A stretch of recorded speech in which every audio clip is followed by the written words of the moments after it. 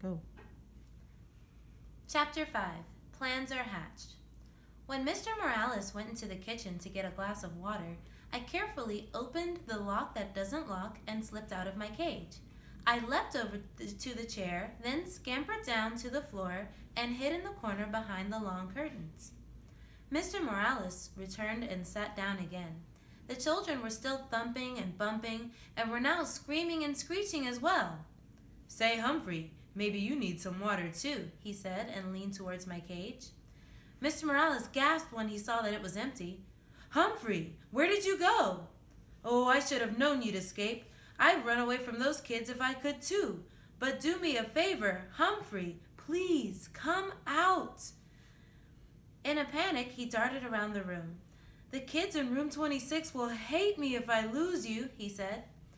I felt sorry for Mr. Morales, so I scratched around a little. "There you are," he said, bending down to look at me. "Now, let's get you back in your cage." Not quite yet, I thought. He reached down to pick me up, and I scampered forward, just a few inches past his hand. "Don't do this to me, Humphrey," he said. "Cooperate." But I wasn't doing anything to him. I was doing something for him. "Work with me," he said, but this time to himself. "Maybe, hey, that's it." He looked down at me. "With your help, Humphrey." Mr. Morales really swung into action then. He raced upstairs. The thumping and bumping stopped. When he raced back downstairs, Willie and Brenda were with him. "Close all the doors, Willie," he said. "But, Dad," Willie whined. "Close them," his father repeated firmly. "Now." Willie closed all of the doors. "You two scared poor Humphrey with your screaming and poking and thumping. We may never see him again," he told them. Brenda burst into tears. "Humphrey's dead," she sobbed. "No, Humphrey's too smart for that," Mr. Morales told her. "But he will run away if you two aren't nice to him." Right. You have to be pretty smart to be a principal. Now, do you want to help me get Humphrey back?" "Yes," the children shouted. Mr. Morales explained the plan. He said the only way they'd get me back in my cage was if they worked together. And they could only work together if they listened to him. Really listened. They were listening now, and they kept listening too, because he told them the most important thing they could do was to be quiet. So they were quiet. "I'm pretty sure he's still in the room. Our job is to lure him back into his cage," Mr. Morales whispered. "But my cage is in the middle of the floor." Then he put my cage in the middle of the floor. Then he went to the kitchen and got a handful of sunflower seeds. Willie and Brenda helped him make a trail of seeds across the floor leading up to the cage. "Good," said Mr. Morales. "Now, we have to be very, very quiet and wait for Humphrey to pick up the seeds. But if you say anything or even move, you might scare him." "Well, be quiet, Dad," Willie and Brenda agreed. They all sat on the sofa. "Do you think it'll work?" Willie whispered. "Of course," Brenda answered. "Dad's smart." Well, he's not the only one. I waited for a while. After all, the Morales children needed all the practice staying quiet they could get. When Willie got restless, I started skittering across the floor. "I hear him," said Brenda. "Shh," said Willie. I waited a few more seconds, then scrambled out of the corner and grabbed the closest seed. I could hear loud gasps from the children, but I pretend not to notice. I scurried towards the second seed. This plan Mr. Morales and I came up with was tasty, tasty, tasty. I could almost feel 3 pairs of eyes fixed on me, but I ignored them. I grabbed at the third and fourth seeds, hid them in my upper cheek pouch, then stopped right outside the open door of my cage. Inside, Mr. Morales had left a lovely pile of sunflower seeds. It was nice to be free, but my cage was home after all. Besides, until the day somebody fixes the lock that doesn't lock, I can get out whenever I want. The kids were still quiet, so I made a run for the cage. Mr. Morales quickly closed the door, and the children began to cheer. "We did it!" said Brenda. "Dad's the smartest man in the world," said Willie. "Hey, you kids helped. When we cooperate and work together, we make a pretty good team," Mr. Morales told them. "Lo mejor," Willie agreed. "The best." Mr. Morales squatted down and winked at me. Of course, Humphrey helped too. I'll say. The rest of the weekend with the Morales family was fine. Sometimes the kids started interrupting their dad or mom, but Mr. Morales just reminded them that they could be polite if they tried. Willie and Brenda tried. Mr. Morales sold a house. It turns out that Mrs. Morales sold a house. It turns out that selling other people's houses is her job. So they celebrated with pizza and ice cream. Brenda learned to hold me gently. Willie even learned to clean the poo out of my cage, which I appreciated. Life is good, I thought, as Mr. Morales drove me back to school on Monday morning.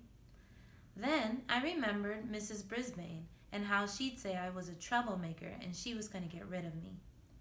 "Humphrey, you're a true friend," said Mr. Morales as he carried my cage back to room 26. "I'll never forget what you did for me." As soon as class started on Monday, Heidi's mom came into the classroom and explained to everyone about taking me home on weekends. "How many of you would be interested?" Mrs. Hooper asked. Every single hand in the classroom was raised. Every hand except one, Mrs. Brisbane's. Still, it was a pretty good week. I got a 90% on the vocabulary test. I'll bet say I got 100%, but she still didn't raise her hand, even though she'd promised. And Aldo talked more and more every night. On Tuesday night, he leaned in close and asked, "Humphrey, do you ever wish you had a girlfriend?" Like most hamsters, I'm pretty much of a loner, so I hadn't really thought about it before. "Not sure," I squeaked. "Well, I would like one," said Aldo. "A real nice girlfriend." I felt so sorry for Aldo, I squeaked extra loud when he performed his broom balancing act for me. I was still thinking about him on Wednesday. After everyone had left, while there was still a little light coming in the window, I meandered outside the cage to help myself to any mealworms that Heidi might have left behind when she fed me earlier in the day. The table was covered with newspapers, and while I nibbled, I browsed the news. All of life was there on the pages of the newspaper. Births and deaths, lost pets, sad, sad, sad. Funny jokes, good news, and bad news. Then there were the ads. My, there were so many stores, not just Petorama, but Shoesorama and Foodorama and Books Galore and Wild World of Tools. And there were other ads too. One in particular caught my eye that afternoon. It read, "Work nights? Lonely? Want to meet others who work nights? The Moonlighters Club, for people who work at night. Meetings are held during the day on weekdays. Hikes and outings to restaurants, parks, and plays and movies, and much more." There was a name and a phone number at the end. I could hardly believe it. This was exactly what Aldo needed. I could already see him smiling and happy, going to parks and playing with the Moonlighters Club, and having a girlfriend. But how could I get Aldo to read this ad? He'd probably just throw it away. Still, if I cut it out and left it in a place where he couldn't miss it, well, maybe. Hamsters can't do scissors, but we have nifty teeth. It took me a while to nibble the whole ad out neatly, but I did a pretty good job.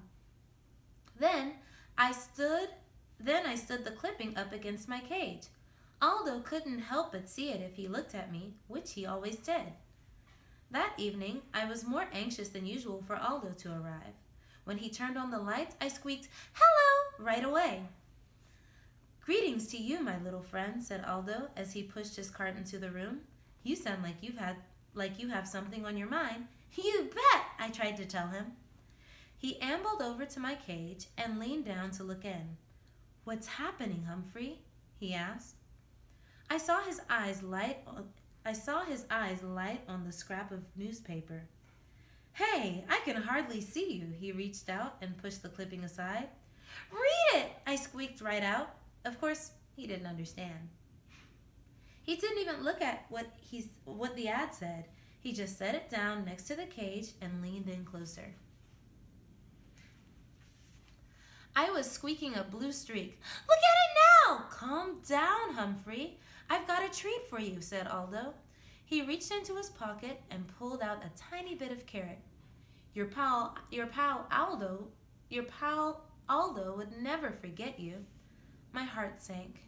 You try to help a human and they don't even pay attention. But as you know, I don't give up easily. I squeaked happily while he balanced his broom on one finger, as usual, but my mind was on the Moonlighters Club and how to get Aldo there. After he left, I scrambled out of my cage, picked up the newspaper clipping, and tucked it inside my notebook. Then I hid my notebook behind my mirror. If I didn't, somebody mean, like Miss Brisbane, might throw it away.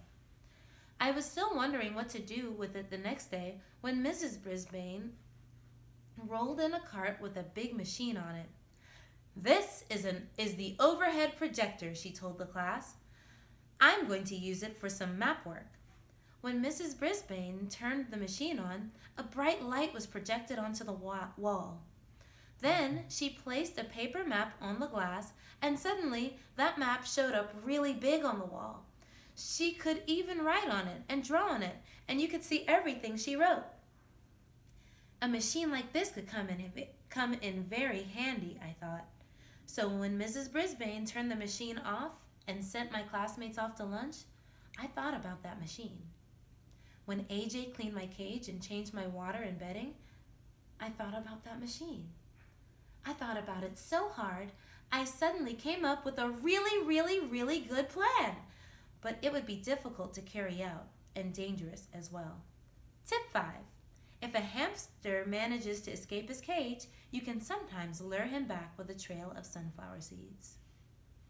Guide to the Care and Feeding of Hamsters, Dr. Harvey H. Hammer.